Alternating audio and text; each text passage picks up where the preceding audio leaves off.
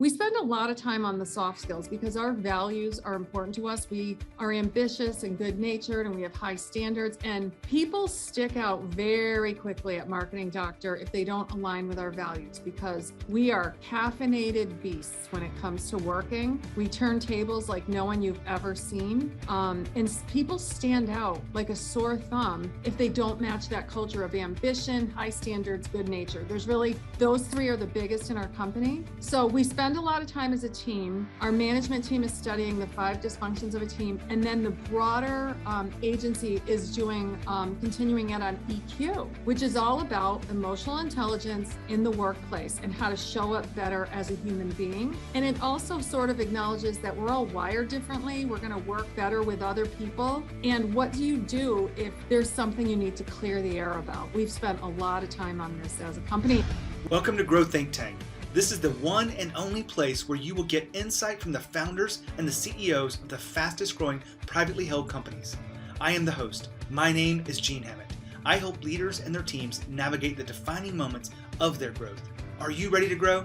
What does it take to attract top talent, retain them, develop them? Well, there's one thing that they all have in common. I see this quite often, but great companies are willing to invest in people. When you invest in your people, this means you're training them on the hard skills of things that will help them do their job better, but you're also giving them soft skills that allow them to interact and engage and communicate better, maybe lead more efficiently.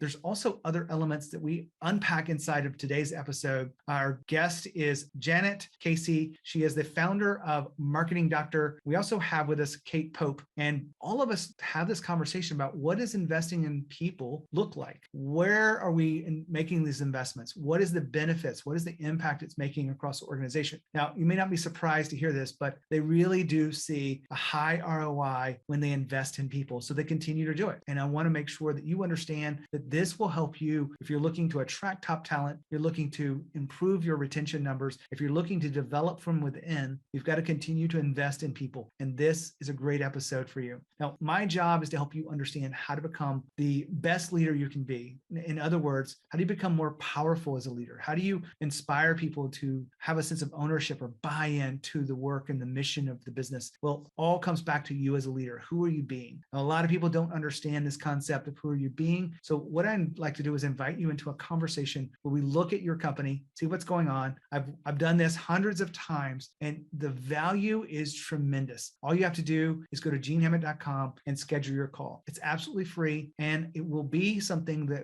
I don't even pitch you coaching or programs. There's nothing to buy inside these conversations. It truly is about you understanding yourself, understanding the blockages and the blind spots that get in your way, but also to create a plan of attack. And from that, some people decide to become clients down the road. Some people decide to just take that plan and run with it. Either way is absolutely fine with me, but I want to connect with you to make you the leader that you really want to be and the leader that your team deserves. All you have to do is go to genehammett.com and schedule your call today. Now, here's the interview with Janet and Kate. Hey guys, how are you? Awesome. How are you? Fantastic. We have Janet Casey and Kate Popp, right? Yes. Right. Kate Popp. We're going to get to know you guys really inside the interview, but I would love for one of you guys to explain your company. Has grown on the Inc. list to an incredible number 1,063 this past year. So tell us about Marketing Doctor. Yeah, and I think our numbers are even better this year. We just pulled them. So thanks for having us, first of all, Gene. We're very happy to be here.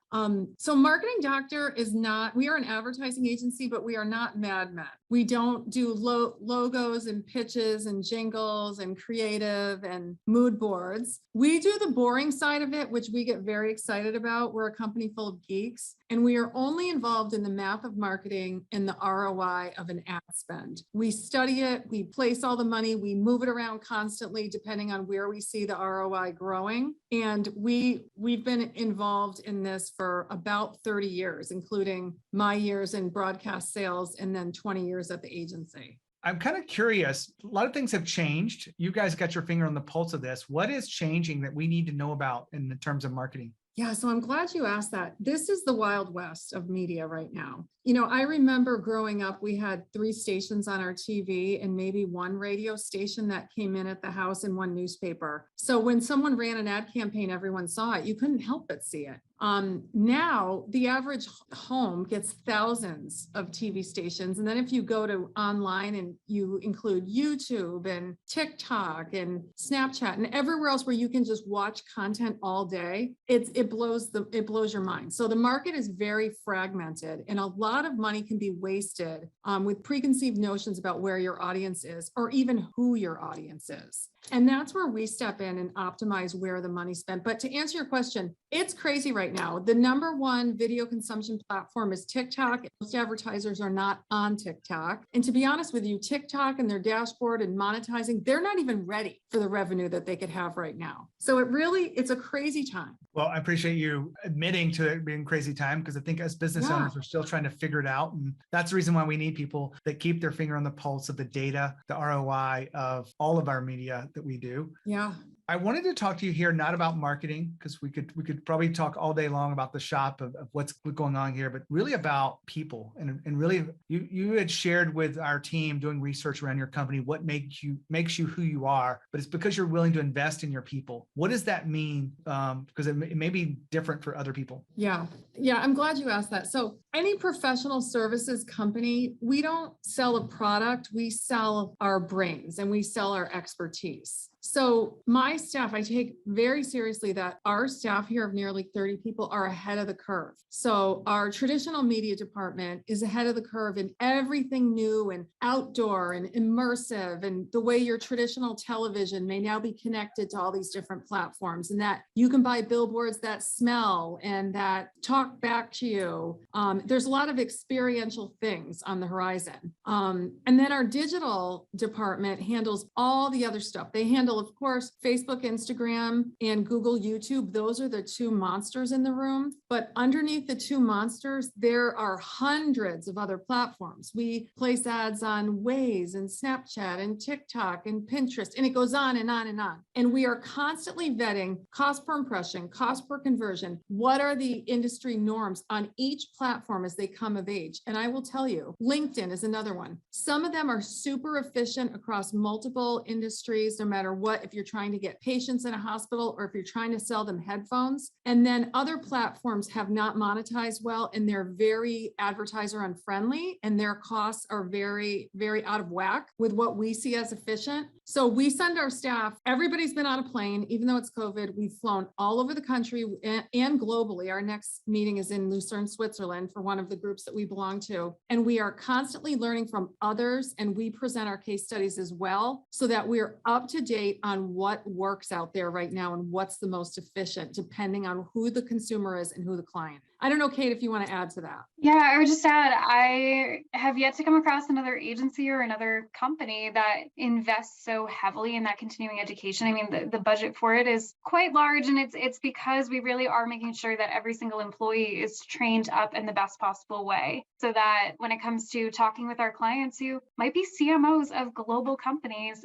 they need to feel like we're not here trying to introduce them to marketing 101, that we can speak the same language as them. And that's super important to our success. Now, we focused in on sort of the harder skills of your employees, what they have to do, whether it's data analytics, looking at channels and platforms, and building these ROI engines for your clients. But there's another side to this. It's not the hard skills, but sort of the soft skills. Talk to us a little bit about how you invest in your people with the soft skills. Yeah, I'm glad you asked that. So you hit us on a really good day, because this morning our leadership team, we dove into the 5 dysfunctions of a team, which is, sort of an industry standard book for anybody in management. And we all had homework, and we had to present, each one of us had to present on one of the 5 dysfunctions of a team. And one of them is avoidance of conflict. And another one is lack of trust. And we have had a crazy time at this agency. We have grown and scaled 40%, 50%, 80%, 100%. Every year, it seems like it's less of a family, more of a team, less of a home, more of a place to work. I walked in earlier this week, and there was someone here I didn't know, which is happening more and more as we hire more and more people and we get more interns and support staff professionals. But we spend a lot of time on the soft skills because our values are important to us. We are ambitious and good natured, and we have high standards, and people stick out very quickly at Marketing Doctor if they don't align with our values, because we are caffeinated beasts when it comes to working. We turn tables like no one you've ever ever seen. And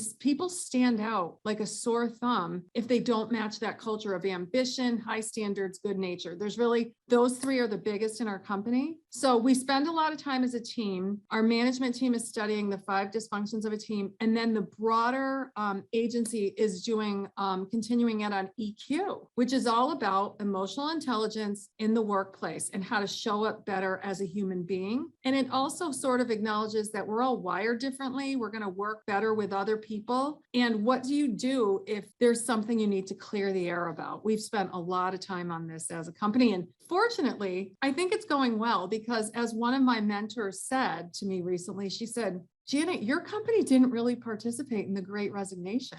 And I said, knock on something. We really didn't. We had no masses of people leaving. We had no sort of people leaving marketing or leaving, my agency group said that it's about a third. We kept 99% of our staff. So I consider that we're doing something right on the soft side, but it's constant. Now, Kate said something really fast there. She goes, we're less of a family and more of a team. Now, as your company grows beyond the 10 people or 10 employees, you will start to feel less connected because when you're that small, under 10, really is more like a family, and families can go to lunches together on a more regular basis. They can all sit at one table. When your company grows beyond that, it's hard to get at one table. It's hard to create the same kind of space. So this is where this comes from. The company evolves and you have to evolve too in your leadership. When you become more of a team, you have to change the communication rhythm. You have to create some more structure and some more process around how you guys engage together, whether this be the way you communicate through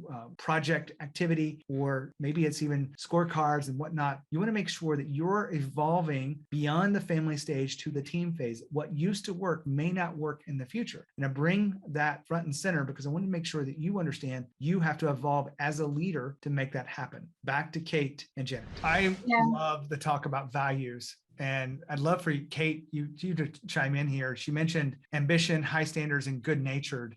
Would you say that those are a part of the everyday aspect of the culture? Yeah. And I would say they're core values for the company as a whole, for employees, for management. We all hold those. And as a professional services organization, it's not like, we're producing pencils and selling pencils. We are selling and providing to our clients the services that we're doing, and we do them collaboratively. So we don't have time for egos. We don't have time for conflict. And we're very fortunate. We keep knocking on wood because, like Janet said, we haven't faced the Great Resignation. We're so fortunate to have been able to keep our staff. And when it comes to looking at, how we invest in them and all of that, it's really that attention to how can we make this the best place to work possible. And those core values we hold to them. We score every single employee when they first start, kind of through their onboarding process, and then in the annual reviews. How are you aligning with the core values? And then we work to foster them as best we can. Even on our toughest days, we all get along and we're all laughing together and having a great time.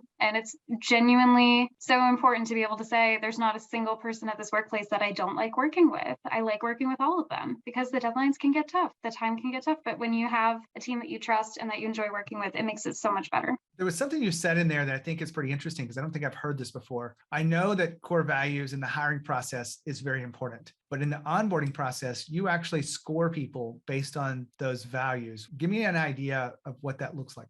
Yeah, it's a literal score sheet. We fill it out based on, it's not the nitty gritty of, oh, you forgot this one thing one time. It's more, are you showing that you are ambitious? Are you trying to learn? Are you being a good team player? Are you following the core values that we have? And if you're not, we give you concrete feedback of how we think you can improve. And everybody improves over the course of those 90 days. And I think that that's a really strong foundation in us making sure that you have those soft skills. And we've invested the critical thought of how you're performing and how we'd like you to perform so that you can kick off the next 90 days and the years to come on the right foot. Yeah, and I really think that, sorry. Go ahead, Janet, go ahead. I really think that having the 30, 60, and 90-day check-ins and scoring them against our values differentiates us as not being a company that's about rhetoric. Because once you're hired and you relax somewhere, that's when the rubber hits the road, and they have to live up to our values. They have to be super ambitious, think ahead of the industry, be nice to the people around them, and be a good colleague and team member. We take it very seriously. And the fact that we're on the Inc. 5000 list for so many years and we're winning best place to work from Ad Age and Adweek and all of these places really tells me that that's a tough marriage. Those two awards are tough to hold at the same time. So we consider that a decent report card for right now. True. I love it. I want to go back to something that you were talking about earlier, Janet, and it really is about your people, investing in your people. How has this made an impact on your ability to attract the top talent? Because I think younger people really are, I know how I was when I was a first employee. It's like, I wanted an opportunity. I didn't really care about that much about the pay. I took a pay decrease from my peers to be able to work at the right company. So is that something that you see as a benefit of having this investment in your people? So let me tell you one thing, Jean, those days are over where new employees take a pay decrease. People are coming out of college and sort of commanding very high first-year salaries. It's just the way the business is because of people leaving the workforce in droves and, us looking for a good employee base. But I think having those awards and sending our employees to these meetings with industry leaders speaks volumes. And we're very vocal about it on our social channels and on LinkedIn, that if you're naturally curious and you want to grow, if you have a passion for digital marketing, social media, any of that, there's nowhere to be but here. Like, we've had Google at our office. We've been to Facebook corporate headquarters. We're considered very elite in media buying. So the opportunities here to get, we call it sort of zero level training, is when Google comes to your office. It's really a feather in our cap, and we take it very seriously. Hold on. They were just talking about attracting top talent. I want to make sure that you understand my perspective on attracting top talent. Yes, one thing is about where you're getting the talent, but let me ask you this question. Who do you need to be as a leader to attract top talent? When you can answer that clearly, who do you need to be as a leader? You have a much better chance to step into that way of being and show up in alignment with this top talent that you're trying to correct or trying to attract. When you show up in alignment with that way of being, you have a much better chance to be noticed by the right talent, for them to engage in a conversation with you for a selection process, and for them to actually become an employee because you're showing up as someone that they admire, someone that they know they can learn from, and you are showing up consistently this way all the time. Now, what I see is a lot of companies don't even pay attention to that. They want to change the descriptions. They want to change, maybe they want to pay a little bit more, but I want you to start here first. As a leader, who do you need to be to attract the top talent? And if you can answer that question clearly, then you have a better understanding about how you're going to show up and make that happen. Back to our guest, Kate and Janet. And so when you talk about what's next for the agency and look at this whole, how we continue to invest, do you think things will change as you evolve as a company, as you get bigger than you are, or will you continue doing the same exact things you've done? Oh, we'll continue being bullish on continuing Ed. We really will, because our growth is directly linked to outthinking every other media buying company that we've ever come across. The good thing about marketing right now, you and I talked about, Jean, about how in the past you would spend money on marketing and wonder which part was wasted. It's sort of an anecdote in marketing about, I know 50% of my budget is wasted. I don't know which 50%. Our clients are they're attribution models, and they're sort of API models of knowing exactly where their sales are coming from. If they're coming from Instagram, are they coming from YouTube? Is it a connected TV or programmatic ad? It's very trackable now. A large portion of everybody's marketing budget is directly trackable. So having that information, we don't have consumers saying that they have, clients. We don't have clients saying that they have no idea what works for them. They know what works for them, but they want an agency that, if they know that Google works for their e-commerce, they want an agency that's better at Google, which is Google's very complicated. It's like going to a buffet with more stuff than you could ever imagine, and it just makes you want to leave. There's just too many opportunities. Our staff, our staff is trained in the display part, in the search part. We're trained in the YouTube conversion. We're trained in the middle of the funnel on Google, the top of the funnel on Google, the final sale on Google. We have people trained in every part of those platforms, and we can outperform other agencies. And when we win these large RFPs, they give us the metrics from their last agency. And I'm not joking with you when I say that we beat past agencies by 40 to 400% on the regular. So it's an easy case to prove when you have all the metrics. I love the conversation we're having here about investing in people. And I want to give you one last chance, maybe each of you, to respond to this. What is it that we haven't talked about as a benefit or something that has really made an impact to your company when you invest in people? You want to talk about hopes and dreams, Kate? It's one of my favorite, actually.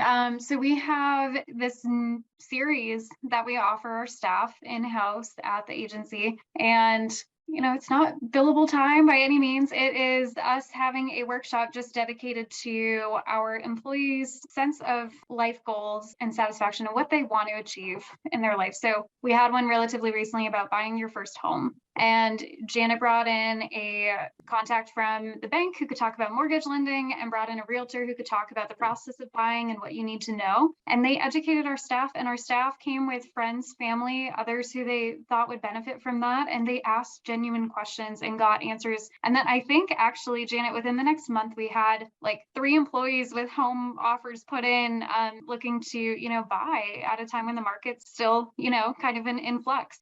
So that was really rewarding. And then our next one is going to be around, I think, financial literacy is what we were looking at next, talking about credit scores and all of that. And we've gotten really positive feedback from our staff about what that's enabled them to do, and just feeling supported beyond coming to work and getting a paycheck and being part of the team as an employee. What would you add to that, Janet? Yeah, so another topic, we always survey all of our staff and ask which topics they care about. Another topic that scored very high was sort of mental health in coming out of the pandemic, with that sense of like churn and slog and being on high alert and not knowing what tomorrow is going to bring and being afraid for your loved ones, your older parents or whatever that was. There's a lot of interest about that. And one thing we did in 2021 was we took a space that we had for breastfeeding mothers and we created a privacy pod so people could do mental health appointments and doctor's appointments, from work. And we encourage it because, to me personally, when it comes to mental health, there's only 2 kinds of people. One who needs mental health support and goes and gets it, and another kind of person who needs mental health support and doesn't go and get it. In the course of your life, everybody's going to need some sort of mental health support, guidance, and we encourage that with our staff, especially in light of what we've been through on this planet. I never would have imagined that this could ever happen. It's like living a sci-fi movie. I'm sure we'd all agree with that. Janet, Kate, I really appreciate you guys being here to share your wisdom about leadership, people, investing in people, and the strategies that have helped you guys be the company that you are. Thank you. Thank you so much. What a great episode. I really enjoy having both perspectives of this. We had Janet talk about her perspective as a founder. We have Kate coming in with her perspective as an employee and a key member of the team. Now, I liked this interview because it really talked about investing in people, not in the surface level, but what happens behind the scenes, higher retention rates, better delivery of services to clients and customers, and really just a place where people love to come to work. So when you invest in your people, a lot of things work well for you. Now, the converse beside that we didn't go into is what happens when you don't invest in people. And I think a lot of businesses out there, maybe they've hit some hard times and they're focused on some other things and they're not investing appropriately. And they're probably feeling the pressure of that. And they're probably wondering what would change everything and why are we losing people? Why are we don't have making the kind of impact we want to make in our market? Well, it's probably you're not keeping up with investing in the hard skills and the soft skills of your employees. It takes both. A lot of people will err toward the hard skills, the technical aspects of the job, but you want to make sure you're giving them an ability to lead at a higher level. Now, one of the programs we have that you might be interested in is called Leadership On-Ramp, which is where we take middle managers, high performers, and give them the real leadership principles of fast growth companies to help them grow. If you're curious about what that is, just send me an email, gene@genehammett.com. I'd love to talk to you about what's going on in your company and see if Leadership On-Ramp is a fit for you. When you think about leadership and you think about growth, think of Growth Think Tank. As always, lead with courage. We'll see you next time.